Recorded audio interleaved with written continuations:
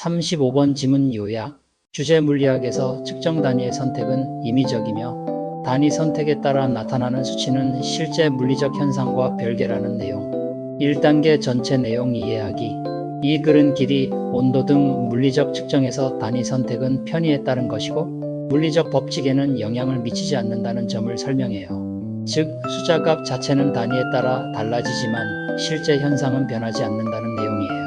2단계 문장별로 쉽게 설명하기. 길이 단위 예시.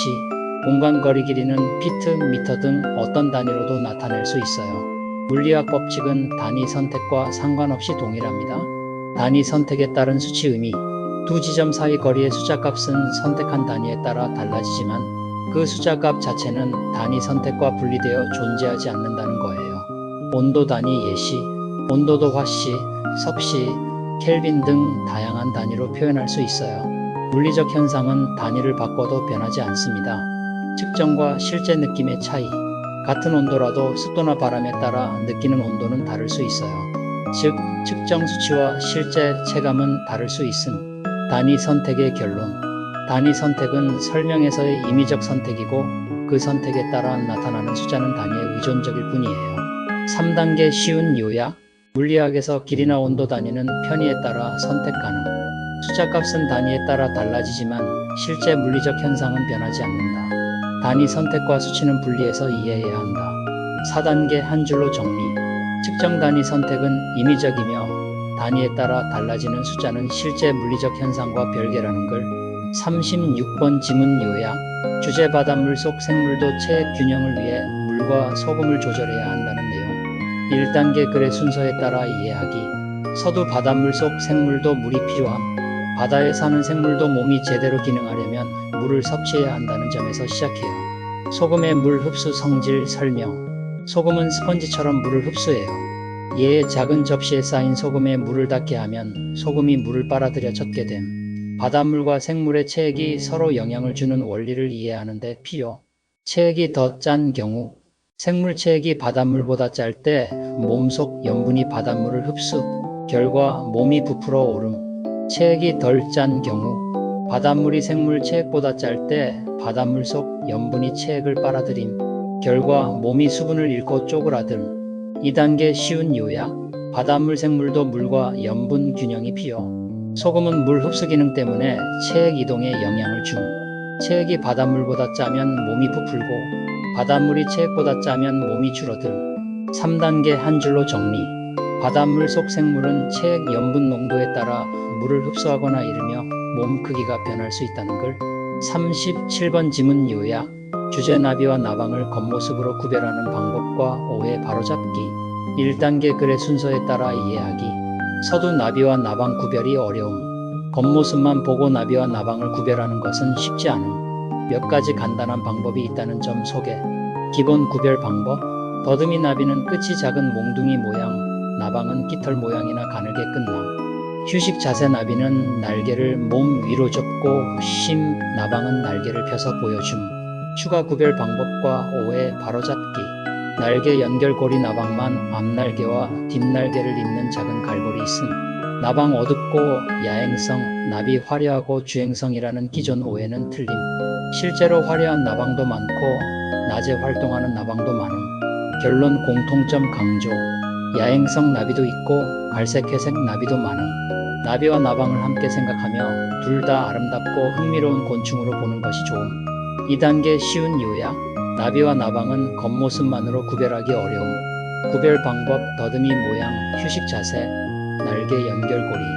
기존 오해 나방은 항상 어둡고 밤에만 활동 사실과 다름. 결론 나비와 나방 모두 아름답고 흥미로운 곤충. 3단계 한 줄로 정리.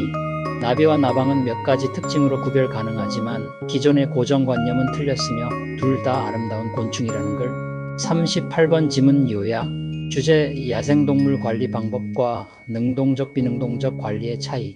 1단계 글의 순서와 내용 이해하기. 서두 관리되지 않는 개체군. 일부 야생동물 개체군은 국립공원처럼 특별히 관리되지 않을 수도 있음. 관리의 종류 소개. 야생동물 관리는 모든 경우에 보호 책임을 전제로 함. 크게 두 가지 능동적 액티브 관리와 비능동적인 액티브 관리. 능동적 관리 설명. 직접적으로 개체수 조절 개체수를 늘리거나 줄이는 전략. 예, 이동 TRANSLOCATION이나 사냥 헌팅. 서식지 조절 개체군에 유리하거나 불리하게 환경을 변화시킴. 추가 활동 개체수가 너무 적으면 포식자 통제, 서식지 개선 등 시행. 결론 이러한 노력은 능동적 관리에 의해 비능동적 관리 설명. 능동적 관리와 달리 외부 영향을 최소화하고 사람 활동 중심으로 관리. 자연 환경과 개체군에 직접 개입하지 않음. 2단계 쉬운 요약. 야생동물 관리는 능동적 비능동적 관리로 나뉩. 능동적 관리 개체수나 서식지를 직접 조절 사냥, 이동, 포식자, 통제, 서식지 개선. 비능동적 관리 사람 활동 관리로 외부 영향 최소화 개체군 직접 조절은 없음. 3단계 한 줄로 정리. 야생동물 관리는 능동적 관리 개체 수서식지 직접 조절화 비능동적 관리 외부 영향 최소화로 나뉜다는 걸. 39번 지문 요약. 주제 폐기물이 경제를 움직인다는 기존 생각과 이를 대체하는 제품 서비스 개념. 1단계 글의 순서와 내용 이해하기. 폐기물과 수요의 연결. 역사적으로 폐기물은 경제 성장을 위한 필수 요소로 여겨짐. 판매량은 공급량과 수요에 따라 결정됨. 따라서 제품을 일부러 낭비하도록 설계하면 새로운 제품 수요가 지속됨. 폐기물 유도 전략. 계획된 노후 플랜드 아브솔레선스, 수리도구 제한, 저렴한 재료 사용 등. 이런 전략들은 소비자가 제품을 오래 쓰지 못하게 하고 결국 교체하도록 만든 제품을 서비스로 전환. 기업은 이제 제품을 직접 판매하지 않고 리스 형태로 제공, 유지 보수 서비스를 통해 지속적으로 이익 창출. 장기적으로는 오래가는 제품 개발을 장려. 2단계 쉬운 요약. 기존에는 폐기물이 수요를 유지하는 방법으로 여겨졌음. 계획된 노후, 수리 제한 등으로 소비자가 제품을 빨리 교체하도록 함. 현대에는 제품을 서비스 형태로 제공하여 오래 쓰도록 하고 유지 보수로 이익 창출. 3단계 한 줄로 정리. 폐기물이 수요를 유지한다고 생각했던 과거와 달리 현대에는 제품을 서비스로 제공하여 오래 쓰게 하고 지속적인 이익을 창출하는 전략이 있다. 40번 지문 요약. 주제 인위적인 시간 관념과 자연적 지구 회전의 차이. 1단계 글 내용 이해하기. 인간의 시간 관념. 시간을 구입 가능하고 일정한 상품으로 보는 관념이 자리 잡음. 하지만 때때로 이 관념이 잘못되었다는 것을 인정하게 됨. 윤초리프 세컨드 추가.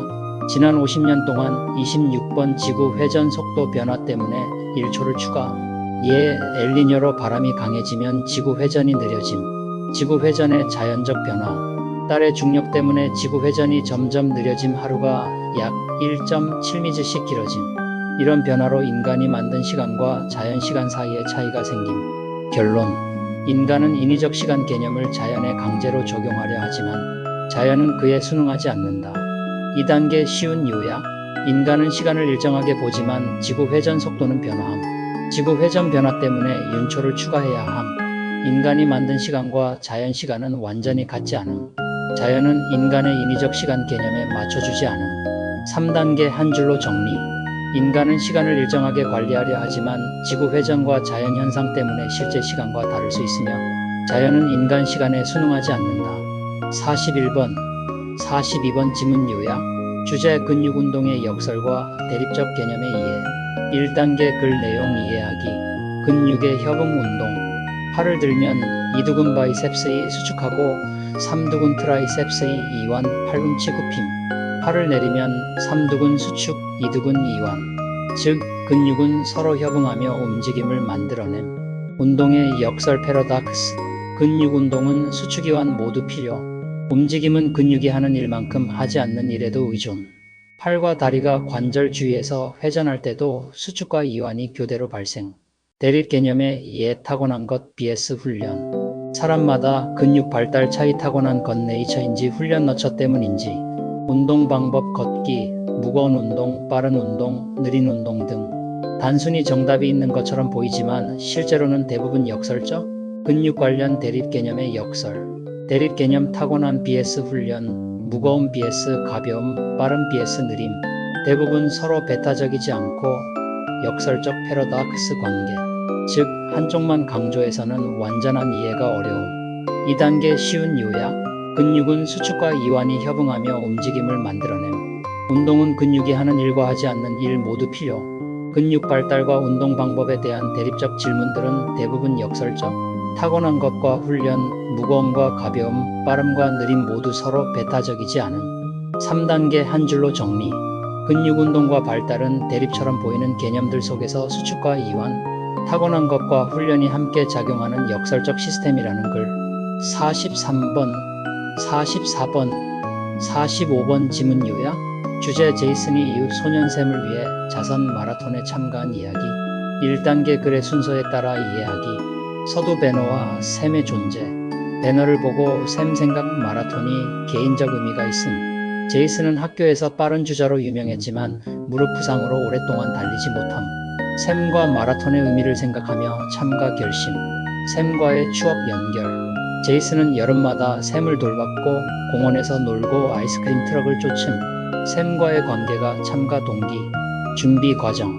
제이슨은 회복에 최선을 다하고 의사의 조언을 따라 3마일 코스 등록.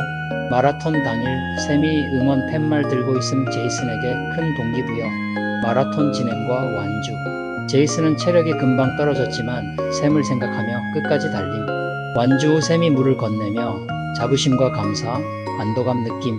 2단계 쉬운 요약. 제이슨은 이웃 소년샘을 위해 자선 마라톤에 참가. 무릎 부상에도 불구하고 샘과의 추억과 응원이 참가 동기. 마라톤 당일 체력이 떨어졌지만 끝까지 달림. 완주 후 샘의 응원과 도움으로 성취감과 기쁨 느낌. 3단계 한 줄로 정리. 제이슨은 샘을 위해 자선 마라톤에 참가하며 부상과 체력 한계를 극복하고 완주함으로써 보람과 기쁨을 느낀 이야기.